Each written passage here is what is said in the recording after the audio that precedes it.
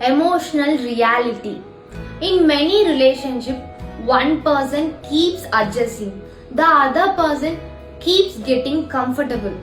ஒரு பர்சன் வந்து எஃபர்ட்ஸ் போட்டுட்டே இருப்பாங்க, ஆப்போசிட் சைட் பர்சன் வந்து அதை நார்மலா எடுத்துட்டு போயிட்டே இருப்பாங்க. One person keeps explaining their feelings, the other person keeps saying ரொம்ப ஓவர் திங்க் பண்ணாத, it's not a big deal அப்படின்னு. பட் ஸ்லோலி வாட் ஹேப்பன்ஸ் தெரியுமா, அந்த எஃபர்ட்ஸ் போட்ட பர்சன் வந்து ரொம்ப அன்இம்பார்ட்டண்டா அன்லவுடா ஃபீல் பண்ண ஸ்டார்ட் பண்ணிடுவாங்க. ரிலேஷன்ஷிப் வந்து சடனா பிரேக் ஆகிறது கிடையாது. It break slowly when love become one-sided, when care become one-sided, when efforts become one-sided. லவ்ங்கிறது டுகெதரா இருக்கிறது மட்டும் கிடையாது. It's a mutual respect. Effort போடணும், டைம் ஸ்பெண்ட் பண்ணணும், கேர் பண்ணணும் நம்ம பார்ட்னரை.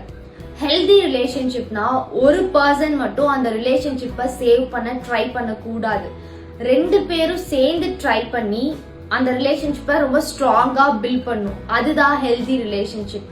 சிம்பிளா சொல்லணும்னா, one person can hold a love for some times but not for life time.